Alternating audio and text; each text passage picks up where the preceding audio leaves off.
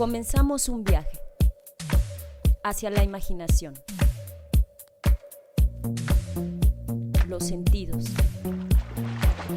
el descubrimiento, el asombro, hacia el arte, el destino, Ítaca. Siempre decíamos que lo más importante que nos iba a pasar en la vida era haber nacido en el 68. Justo en una época, nuestra infancia, en donde del 68 no se podía hablar demasiado. Donde...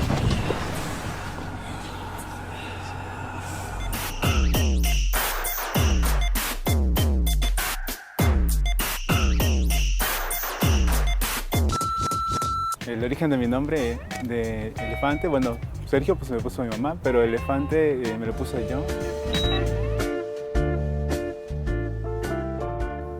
Con los invitados de los que ha usted podido disfrutar en Ítaca, la verdad es que podríamos hacer una serie de programas con cada uno de ellos. Va usted a ver en esta ocasión la primera parte de la conversación que tuvimos con Jorge Volpi. Actualmente Volpi es el director del Festival Cervantino, pero es un hombre que ha dirigido, por ejemplo, el Canal 22 y que sin duda su labor más importante y por lo que más se le ha reconocido es naturalmente ser un escritor, uno de los grandes escritores de su generación y uno de los escritores más importantes actualmente en México. Ojalá disfrute esta primera parte.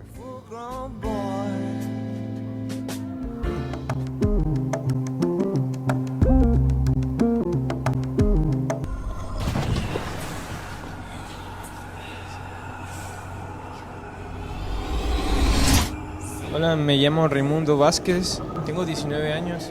Principalmente me gusta mucho el género de ciencia ficción. Mis autores favoritos son George Katzenbach y Stephen King.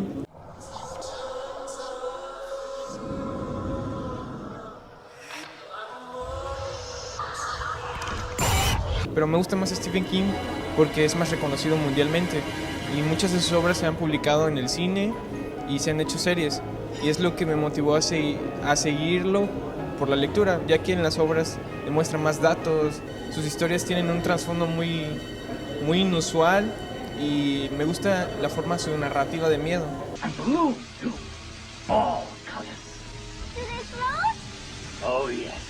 He leído 5. Es El Doctor Sueño, El Resplandor, La Cúpula, El Cementerio de Animales y La Última Hora.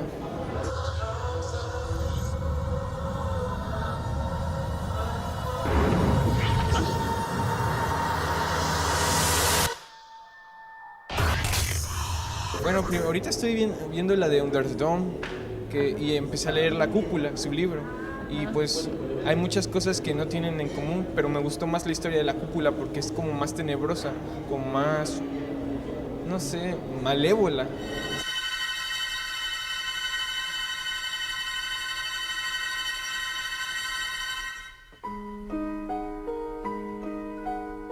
Pues ahorita en enero va a llegar a España la traducción de Mr. Mercedes, que es el último libro que ha sacado, salió en julio, pero traducido va a salir hasta septiembre o enero, creo.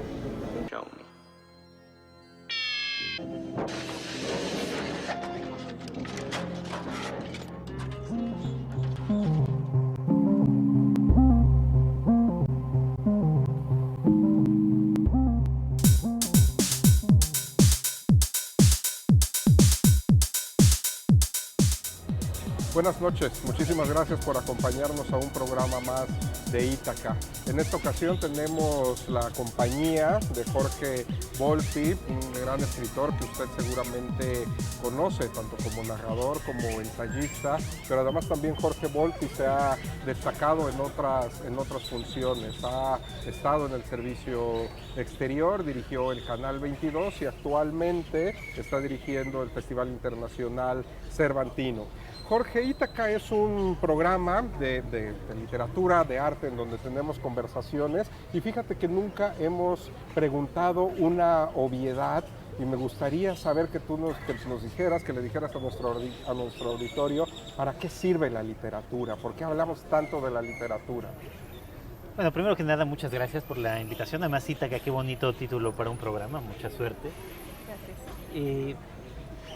Yo escribí un libro tratando de explicarme esto, ¿no? Leer la mente. Hay una estadística sumamente interesante que voy a compartir con el público.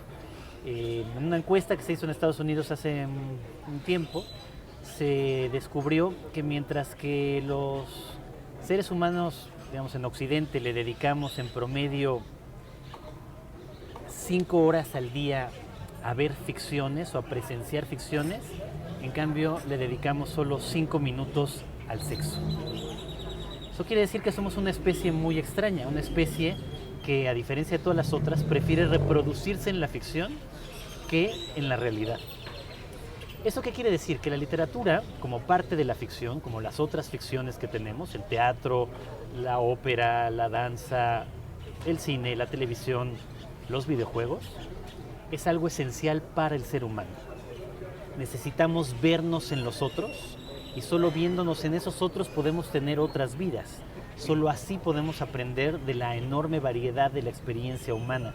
Solo así podemos ser mucho más humanos de lo que seríamos si no tuviéramos la gran invención de las ficciones y entre ellas sobre todo la de la literatura, que al no ser icónica es la que nos permite mejor que ninguna otra creer que estamos dentro de otra persona, creer que estamos dentro de la mente de otros viviendo otras vidas.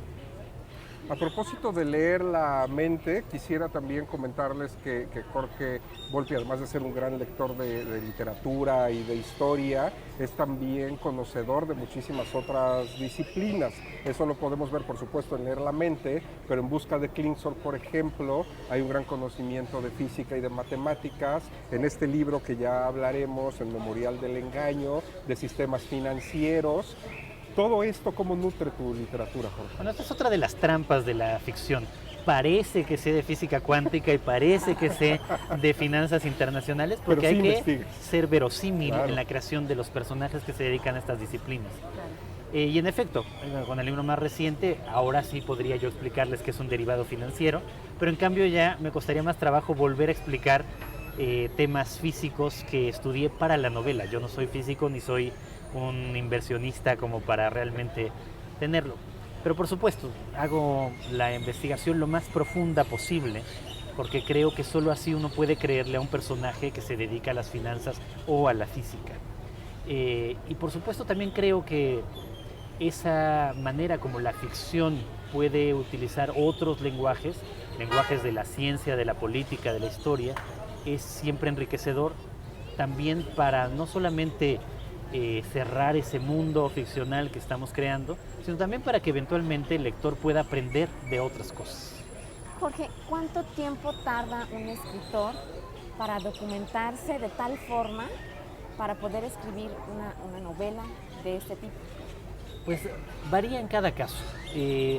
Para En Busca de Klingsor fueron 5 años en total.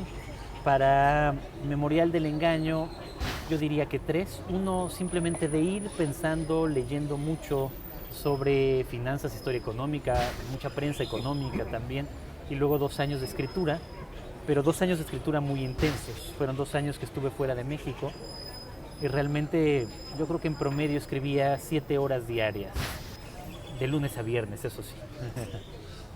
Tengo entendido que cuando escribiste El Memorial del Engaño, pues justamente es la etapa de crisis, ¿no? Sí. Supongo que eso también te ayuda a palpar lo demás. También ayudó, fue una coincidencia, pero digamos, yo salí de México y me fui a vivir 1 año a España, un año en donde España estaba profundamente azotada por la crisis económica, particularmente por la crisis hipotecaria. Entonces, aunque yo no la sufrí en directo, me tocó ver muchos amigos, muchos compañeros que perdían sus empleos, sus casas, en un ambiente que sigue siendo todavía muy duro en algunos países europeos. Jorge, la generación a la que perteneces, el crack, pues es una generación, digamos, con miembros ya muy hechos, con obras ya muy dadas, ¿no? Cada uno de ustedes tiene ya libros importantes, ¿no? Hay algunos de ustedes como Pedro Ángel Palou, que muy prolijo, ¿no? Que tiene muchísimos libros, decenas ya de libros. Una generación así está fundada precisamente en la amistad, ¿no?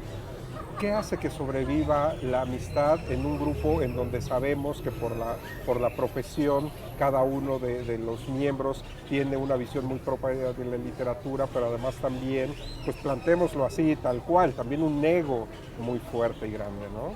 Bueno, ese es uno justamente de los riesgos, pero también de las maravillas de un grupo literario.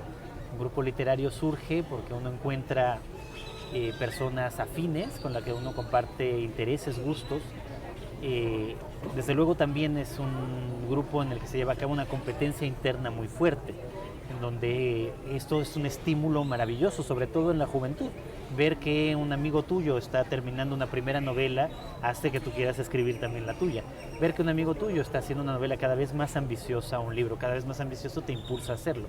Entonces ahí está, digamos, yo creo que el fermento también de ideas que se comparten. Hay libros que ha escrito Nacho donde probablemente la idea se la di yo, libros que he escrito yo donde me la dio Nacho en un caso específico. Pedro y yo hemos compartido personajes que se conocieron en la vida real. Elo y yo hemos escrito novelas, una para responderse a la otra. Esto es sumamente enriquecedor.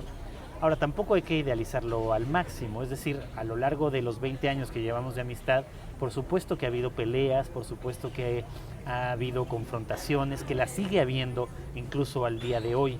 Entonces, la amistad lo fundó y no hay nunca que perder de vista esa amistad inicial y ese cariño que se va a mantener siempre, más allá de que, por supuesto, también haya estas desavenencias naturales.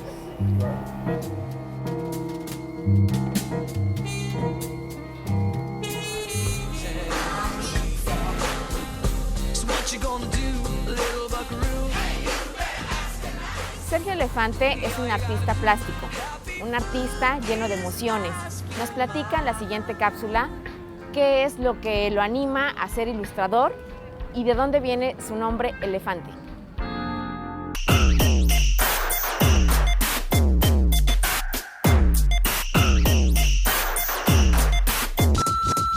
El origen de mi nombre de Elefante, bueno, Sergio pues me puso mi mamá, pero Elefante me lo puse yo. Digamos que en mi abuela encuentro como, en su mirada, como una especie de animal, un animal que viaja como en el tiempo, ¿no? Y su memoria es, según yo, como la de un elefante, ¿no? Entonces, por seguir con la descendencia de elefantes, pues yo también decidí algún día ser viejo y pues también ser elefante. Cuando yo era muy niño, como tenía como unos 8 años, aún tenía como problemas para relacionarme con más personas, con amigos, alumnos, en general, personas en la escuela, ¿no? También en la calle. Faltaba muchísimo a la escuela. Una vez falté como medio año, me iba de pinta porque pues no tenía con quién compartir, ¿no? Entonces en la calle era más pues, libre y todo, ¿no? En vez de hacer trabajos o dedicarme a hacer la tarea, el trabajo en el salón, pues me ponía a dibujar, ¿no? Y a la hora de recreo, pues como no tenía con quién jugar, pues también ocupaba ese tiempo para dibujar. Diseño porque abordaba muchas disciplinas, ¿no? Como grabado, fotografía, litografía, dibujo, pintura y otras, ¿no? Muchas más. Entonces, cuando era solamente fotografía, pues era fotografía y ya. O grabado y un poco de foto después y ya. Y pues yo dije, no, yo quiero aprender todo, ¿no?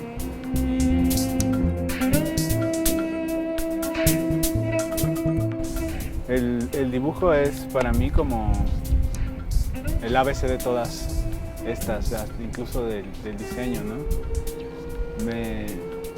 Me gusta también mucho el grabado, aunque pues se necesitan otros materiales, ¿no?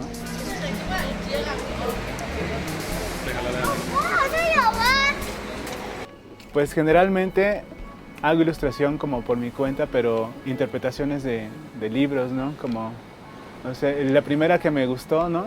La primera interpretación que hice sobre algunos libros que son como muy amateurs, ¿no? Era sobre el primer libro que leí, que me regalaron, también el primer libro que me regalaron se llama La Metamorfosis de Franz Kafka y me emocionó.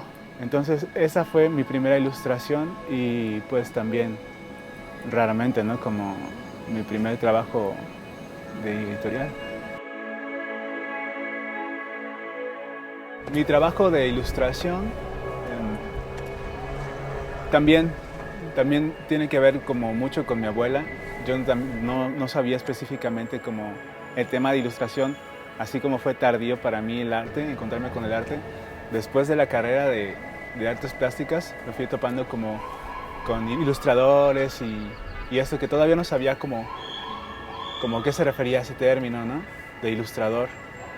Y pues sin querer también mi abuela también tuvo mucho que ver en esto, ¿no? Esta mujer lo que hacía conmigo era como involucrarme dentro de una narrativa, ¿no? Me contaba sus historias, pero al mismo tiempo me planteaba las imágenes en las que estaba viendo, ¿no?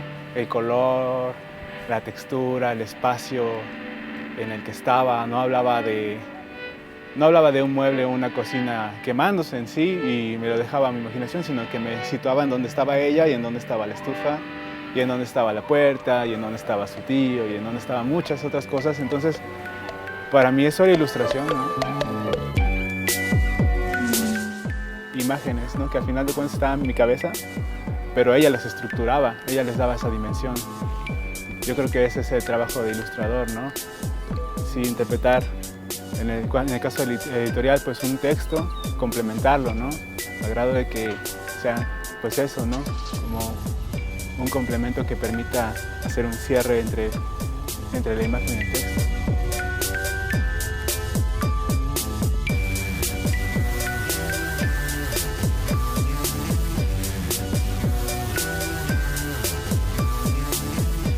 ¿Cómo fue para ti continuar para pasar a otra parte también de lo que ha sido tu vida? ¿Cómo fue para ti continuar con esa tradición de los escritores mexicanos en el servicio exterior como Reyes, como Paz, como Pitol?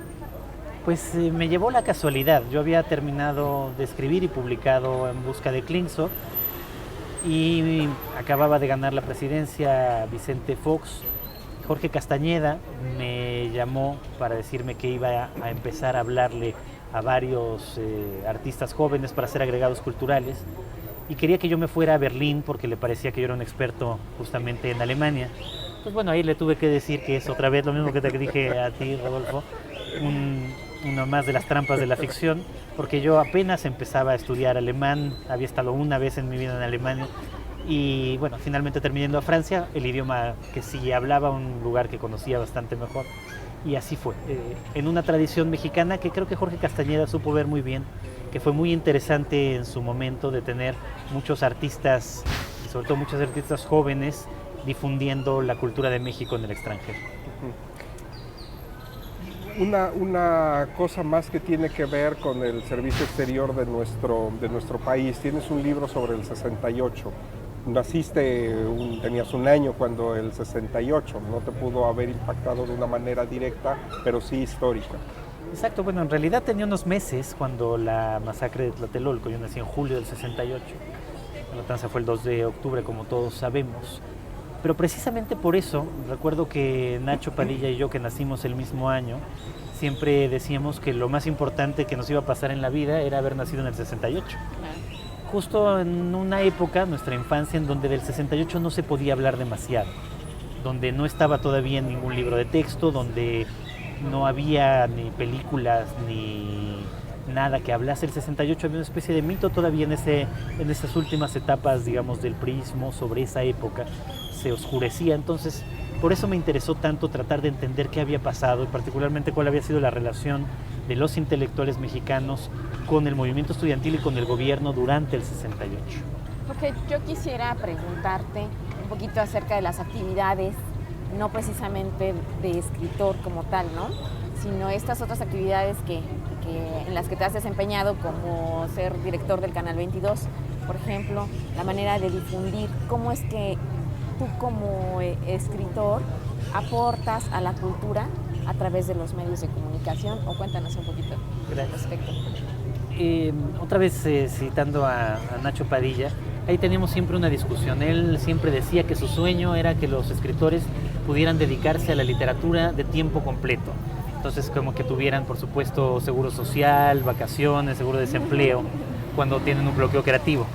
Y yo siempre pensé que lo contrario. Yo siempre he querido que la literatura para mí no sea mi trabajo esencial, ni con lo que me gano la vida, sino que sea un placer. Eso sí, a lo largo del tiempo también me he dado el placer de algún año solo dedicarme a escribir, pero no que eso sea con lo que me gano esencialmente la vida. Siempre he querido hacer otras cosas que son el trabajo, que también me gustan. Desde la época en que yo estudié Derecho y trabajaba en cosas relacionadas con el derecho que no me gustaban, hasta las que me han gustado más, que es obviamente difundir la cultura de otras maneras. Primero por este azar que comentábamos ahora, siendo director del Instituto Cultural de México en París. Luego otro azar que me lleva al Canal 22, yo no tenía ninguna experiencia televisiva, fue una gran experiencia de 4 años tratando de ampliar esa gran institución que es el Canal 22. Y en cambio ahora sí estoy en el lugar que más me gusta. Entre mis muchas vocaciones frustradas está el ser un músico frustrado y un dramaturgo frustrado. Entonces estar en el Festival Cervantino, que además fue mi primer trabajo en la vida también, hace 25 años, es realmente el mejor trabajo del mundo en una de las ciudades más bellas del mundo. Ay, mira qué maravilla, ¿no? Sí, qué regresar bonito. Y ahora dirigirlo debe de ser muy satisfactorio. Es muy emocionante. ¿Pero qué pasa? ¿Te llena el hecho de saber que estás en contacto con tanto músico? Sí. ¿Qué sientes? Mucho, me llena mucho, digamos, eso, trabajar con artistas, estar muy cerca de ellos, estar armando proyectos con ellos, que es muy importante para mí también, dándole coherencia a esa programación musical, teatral, dancística, y justamente impulsar que se creen cosas. Digo, simplemente en el área de la música, que es, digamos, mi pasión mayor, cada año estamos, por ejemplo, comisionando una ópera nueva, donde unimos un compositor, un libretista y un director de escena que nunca hubieran trabajado antes. Bueno, eso pues es justamente lo que más me gusta. ¿Qué músicos te gustan? No, me gusta toda la música. Ahora, soy desde luego mucho más fanático de la música clásica y de la ópera en particular, quizá porque la ópera es ese espacio que combina la palabra, que es a lo que yo me dedico, con la música que justamente no puedo componer. Pero mis compositores favoritos de ópera van, digamos, de Monteverdi a Verdi. Ya en música clásica, Beethoven, Mahler, ópera del siglo Janáček. XX. Ópera del siglo XX me interesa muchísimo. Schnittke, Schoenberg.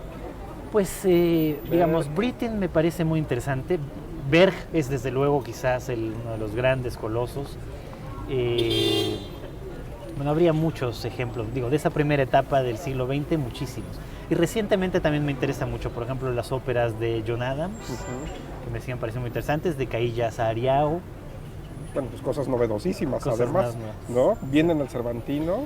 Pues ¿Hay vienen planes? algunas cosas novedosas y además estamos, creando muchas óperas nuevas con compositores mexicanos. ¿De qué otro tipo de música escuchas? Pues de todo, me gusta mucho también, me gusta mucho el tango, me gusta mucho el fado, me gusta mucho la salsa.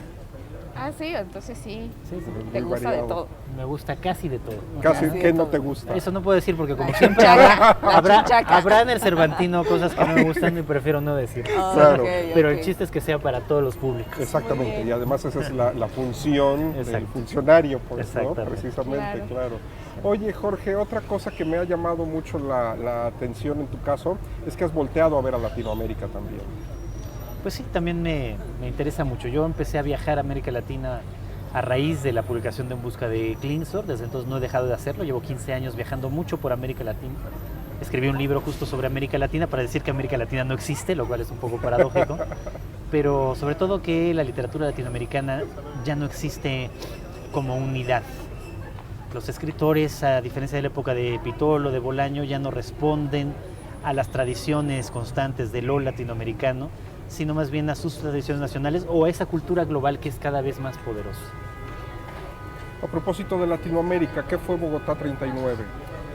Fue, yo creo que un experimento muy interesante.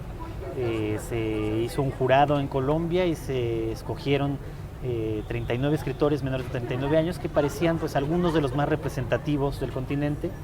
Iván Tais y yo, del peruano, y yo fuimos los mayores, éramos como los decanos, teníamos 39 justos. Ahí nos jubilamos de escritores jóvenes. Pero conocimos a muchos otros escritores, digamos, realmente más jóvenes que nosotros, a veces mucho más jóvenes, muy interesantes. Y ahí también pasó lo mismo. Recuerdo sobre todo esa foto final de Bogotá 39, donde nos preguntan hacia dónde va la literatura latinoamericana y cada quien señala hacia un lugar distinto. Y eso es lo que la literatura latinoamericana es actualmente. En este programa tuvimos la oportunidad de conocer un poco sobre el trabajo y la vida de Jorge Volpi, quien fue director del Canal 22 y actualmente director del Festival Cervantino. Lo invitamos a nuestra siguiente Ítaca para conocer un poco más sobre este autor.